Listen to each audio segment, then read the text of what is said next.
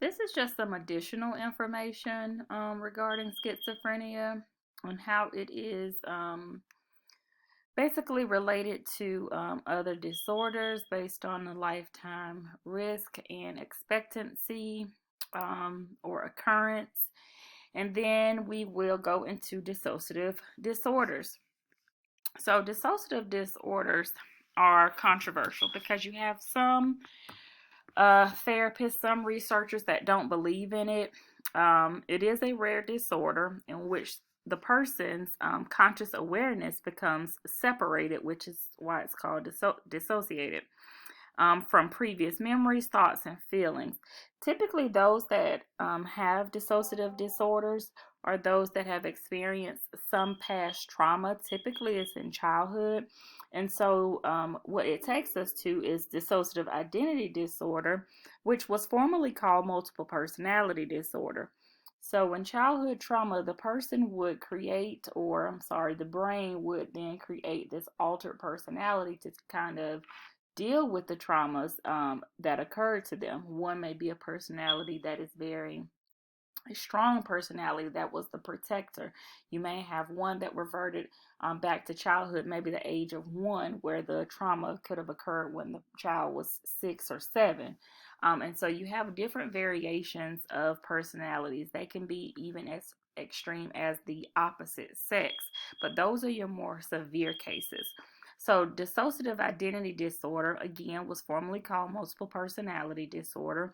And it's when a person has two or more distinct identities, each with its own voice, mannerisms, personalities that seem to control the person's behavior. Typically, when a person is or has dissociative identity disorder, when they are their altered personality, they lose gaps of time, so they suffer with issues related to memory because they can't remember what happened during that time when they were their other personality. So that's a common symptom of those that have dissociative identity disorder. The first, something interesting was the first case of multiple personality disorder that was diagnosed was here at University Hospital in Augusta, Georgia. And they made a movie, and I believe they developed a book after the young lady, but the movie was called The Three Faces of Eve. So if you've ever interested in it, just take a look. Again, it's The Three Faces of Eve. And Eve, that's EVE. And yeah, it was diagnosing here.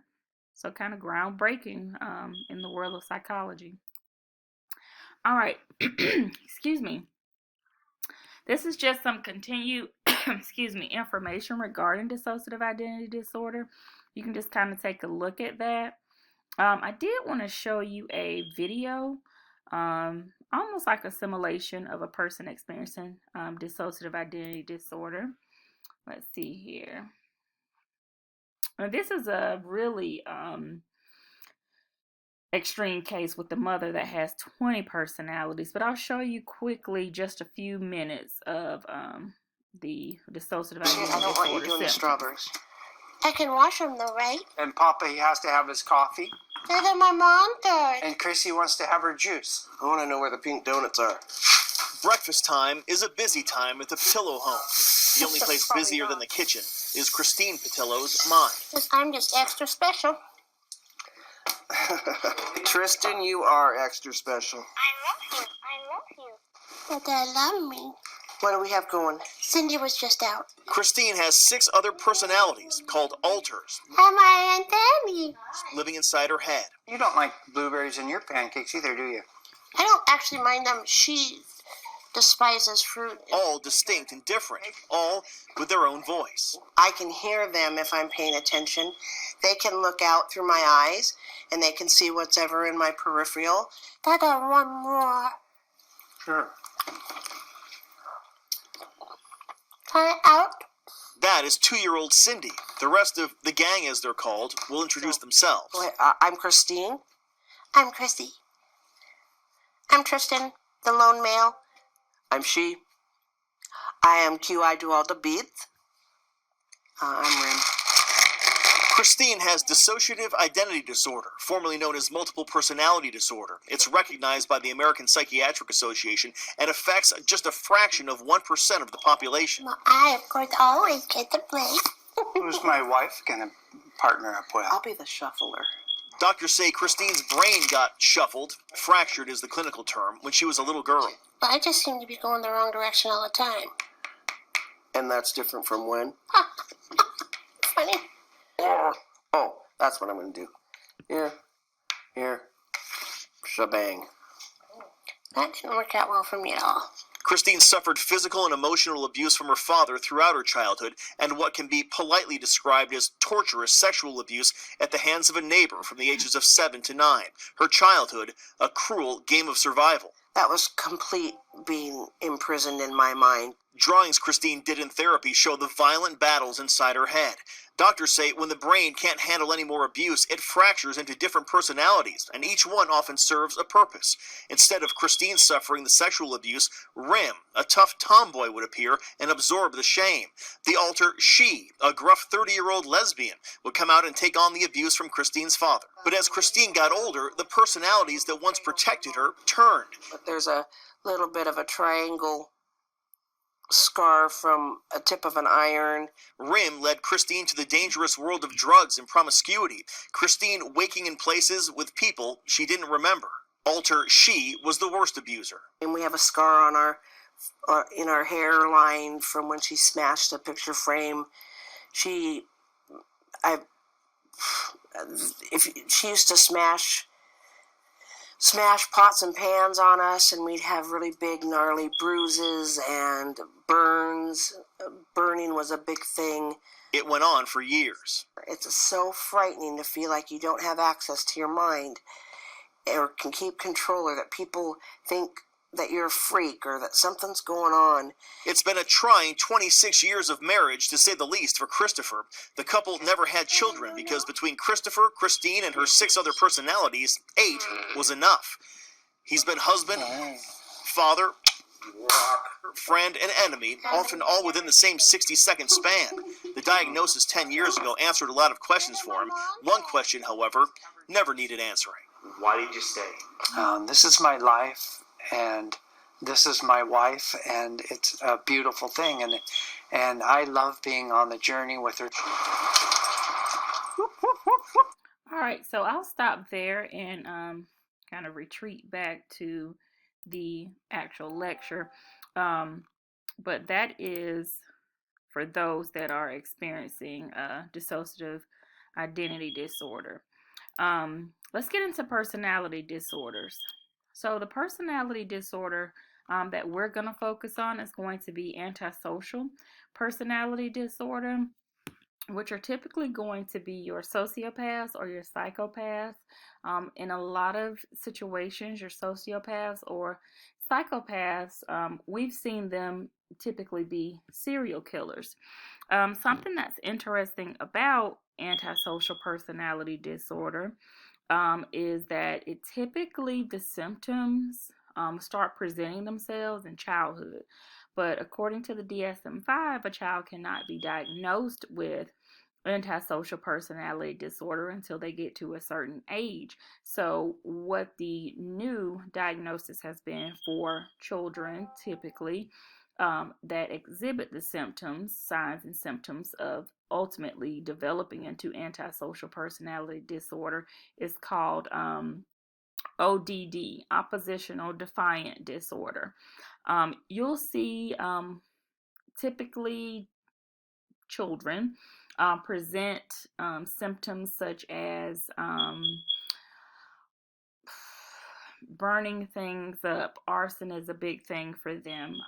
Bullying, not bullying just kind of with words, bullying to the point of where they're wanting to draw blood. They are very manipulative, charming people that can easily, like I said, manipulate you into thinking that they are not that way, or that they have an altered motive.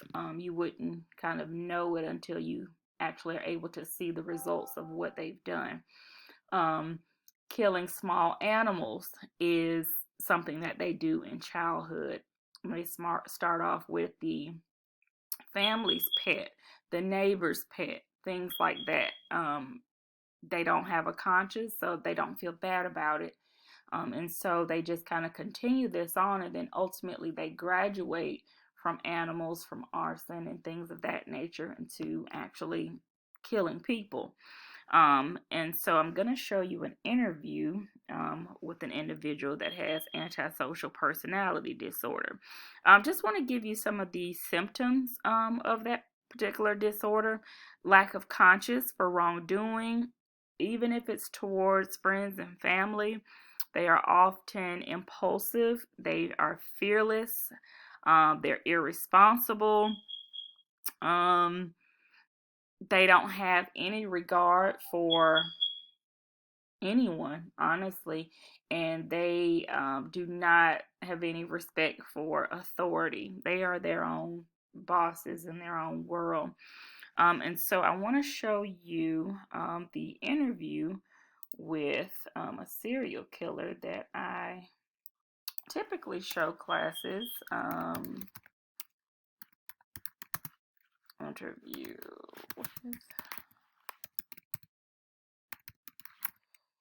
Can't remember his name, although I should. Let's see here. And it's plenty of serial killers. As I'm scrolling through this, your serial killers are going to typically be a white male. It is very rare that you'll see a serial killer being a woman, but we do have some cases where the serial killer is a woman. Let's see here. Hoping I can find the... Let's see. Serial killer, what did he say? Correct.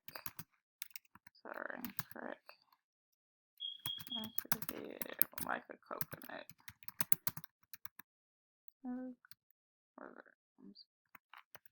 Okay.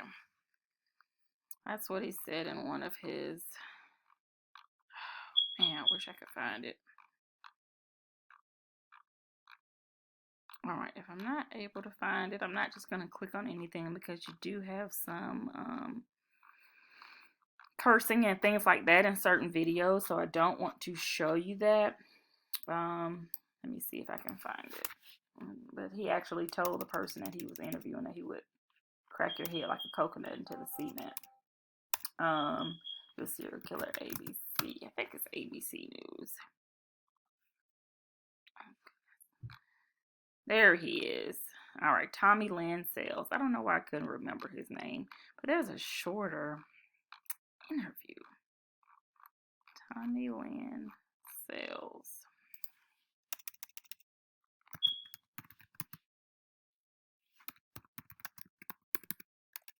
I'm still filling it out. Okay.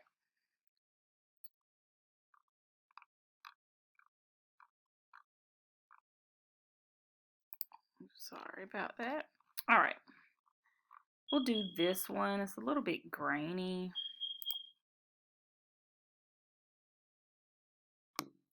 They were all innocent children. A son, a brother, lives with limitless possibilities ahead of them. But what these boys would grow up to become, brutal killers. Could their brains have provided a roadmap to the sickness that would consume them? Every mean, vicious psychopath, once upon a time, was an innocent young baby. For some people, the die are cast early in life. Recent research suggests that psychopathy is evidenced in the brain, and that those who wind up killing over and over may have been born to do so. It's only recently, with the advent of molecular genetics and brain imaging techniques, that we've been able to peer into the minds of murderers really for the first time. We began our exploration into the inner workings of the brain along a remote highway in Texas, headed for death row, where I sat down with a 45-year-old man who could arguably have one of the baddest brains in America. The first time I did a shot of dope, It was the best feeling I ever had in my life. And the first time I killed somebody, it was such a rush. And it was just like that shot of dope. Every time I did it, it was that rush again. And I started chasing that high. Tommy Lynn Sells was once a little boy growing up in St. Louis, but around the age of 14, he says he became addicted to killing. How many people have you killed? Lord, I don't know. I don't know. 10? Yeah, 20? probably. 30? It's up there. 50? But see, I'm not Billy the Kid making notches on my holster, so I know it's been a lot. Psychopaths are individuals who lack conscience, they lack remorse, they lack guilt. That's one of the reasons why they terrorize society so much. Sells is on death row for one murder, but he's linked to at least 17 more. The drifter's vagrant lifestyle helped him elude police for nearly 15 years, as victims turned up from coast to coast. I am hatred. When you look at me, you look at hate. When I look at you, I look at hate. When you look at me, you know what hate is. 'Cause I don't know what love is. Two words I don't like to use is love and sorry, because I'm about hate. His methods for killing were as random as the people he targeted. He raped many before cutting their throats or beating them, stabbing others and strangling some.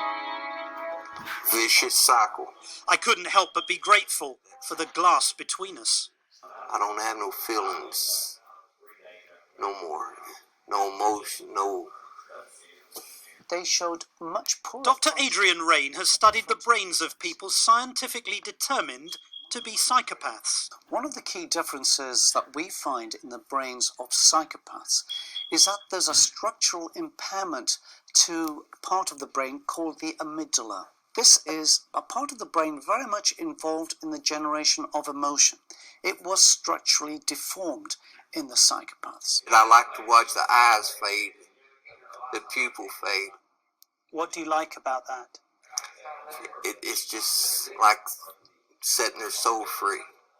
They just don't have those normal feelings of revulsion and disgust.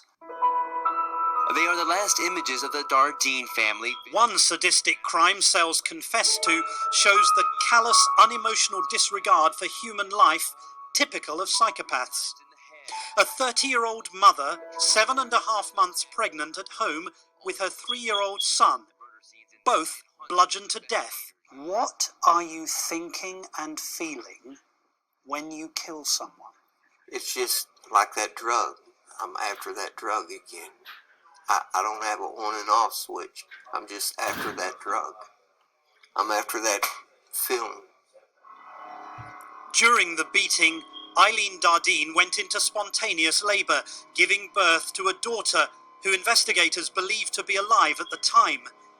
The new baby was also beaten to death, and the body of Dardeen's husband turned up a day later, shot 3 times in the head. I wonder if you could just tell me what happened as you were killing her. Did she give birth to a baby? You know, you're pushing your luck. I'm sorry. Let's not get into blood and guts, because that's what you're trying to get into. Sells blames much of his murderous rage on sexual abuse he says he suffered as a child. You also killed children. Some get killed, yes. Now, why would that happen? I didn't want them to live through the pain I lived through. It's biology plus environment. It's biology coming together with environmental insults which raise the odds of an individual becoming a violent criminal offender. I tried to get in this door right here. 2 days after his final murder, Tommy Lynn Sells walks police through the crime scene. And I opened the window all the way up, well, about like this. And I climbed in. Okay. We kind of stayed up a little later, and we got in a little fight about where we were all going to sleep. We laid there and talked, I bet. We talked about, at the time, like Britney Spears and NSYNC. Crystal Searles, 10 years old at the time, was sleeping over at her friend Katie Harris's. A decade later, that night is still fresh in her memory. I woke up startled a little bit and out of nowhere, and I was kind of confused, to a loud noise. I woke this girl up. Her friend Katie was asleep on the bottom bunk. I cut her bra. I kind of just like leaned my head up a little bit, and I could see that there was this scary older man that I'd never seen before. I stabbed her here, and then she like jumped back, and then I cut her like this right here. He had a hand on her mouth and the knife on her neck, and she's looking at me, and he just cut her throat, and she fell to the ground. And she fell down right here. I heard Katie at the bottom of the bed, on the floor at the bottom of the bunk bed. She was like gasping for air and choking, like she couldn't breathe. 13-year-old Katie Harris lay dying on the floor. He was about to shut off the light, and he looked one last time, and he noticed that I was there, and he didn't hesitate at all. I mean, just shut the door, came right back towards me with the knife. And I walked over here, and I went like this.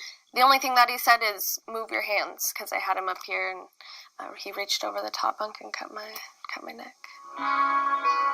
Cells sliced Crystal's neck, severing her windpipe and grazing her carotid artery. I am very sure he thought he killed me. Crystal Searles identified Tommy Lynn Sells as her assailant and her friend's killer, putting an end to his homicidal spree. Do you remember the little girl who survived? Yes. There's not a day that goes by that I don't think about her. What did you do to her, sir? Her neck was cut How did you do that? with a knife. Do you have anything to say to her, the little girl who survived? I guess you'll relay this message too, It's very difficult to control a psychopath. They're the person in control. And in fact, in an interview, psychopaths tend to take control of the interviewing. What's your name? Martin. Martin? Yes. Can I call you Tommy? Oh, without a doubt. I don't think she really wants to hear what I got to say. What did you see in his eyes? To be honest, he seemed blank. I mean, there was no emotion. It wasn't hard for him. All he would say is, move your hands. You know, it was just, I mean, after what I'd seen him do, he had no emotion in his eyes. That emptiness evident as we spoke. So what if I called you something that you didn't like, and you'd think about killing me? Well, if we was in a fight and, get your head down in the concrete, then, so be it. But, What happens when my head goes down to the concrete? well, what do you think happens? It cracks like a coconut. And then what happens? You die. All right, so that was Tommy Lynn Sells, an example of a person that has antisocial personality disorder. All right, this is some more information regarding schizophrenia and how it compares also to other disorders. Lastly, we'll discuss the eating disorders, anorexia nervosa, bulimia nervosa, and binge eating disorder. And I want you to be familiar with the difference between the three. So what I'll do is go ahead and define it here for you now. Just please make sure you take note of it. So with anorexia nervosa, this typically happens and occurs in adolescent females. Typically, this person is going to maintain starvation, a starvation diet, even if they are significantly underweight. People with anorexia nervosa can't continue to diet and sometimes exercise excessively because they view themselves as fat. They can see bones. They can be 89 pounds, but what they see when they look in the mirror is a person that is fat. And so you have to change their thought process of course, when they are seeking therapy, you have to change the way that they think and perceive situations. So cognitive therapy is something that this person would benefit from. So anorexia nervosa is when the person is starving themselves until they become extremely thin, have to be hospitalized, and ultimately some people in very, very severe cases could die due to being malnourished. Bulimia nervosa is when the person alternates between binge eating, and typically it's on like high calorie fatty foods, and with purging, which is them throwing it up or taking laxative to get rid of that food, because what they're trying to do is maintain a weight. And so they'll either fast if they've done a big meal in addition to the purging, or they'll exercise excessively in order to maintain a certain weight, because that's what they're trying to do, is maintain. They're not trying to be bones, but they have maladaptive thinking when it relates to eating and then throwing it all up, or having a laxative and things of that nature just to maintain a weight. You see this often in athletes as well. And then lastly, binge eating disorder. This is something you would most likely see on a person that is, what they've kind of normalized, honestly, on like 600-pound life, where the person may have ordered 4 pizzas, 12 hot dogs, something like that, and that's in a liter of soda, and that's their dinner. That's a binge eating disorder, and that's how that person got to that weight. But a lot of times, the binge eating disorder is related to some type of trauma that occurred, high correlation with depression as well. And so significant binge eating followed by distress, or they're disgusted, or they feel guilty about what they've ingested, but they don't fast, they don't purge, and they don't exercise. So the weight just continues to just build on them. And that is the eating disorders. All right. And then some of the factors influencing eating disorders, the person's environment, heredity, cultural and gender components. Typically it's in female, but it can be in males. Influence of peers and media influence to be thin.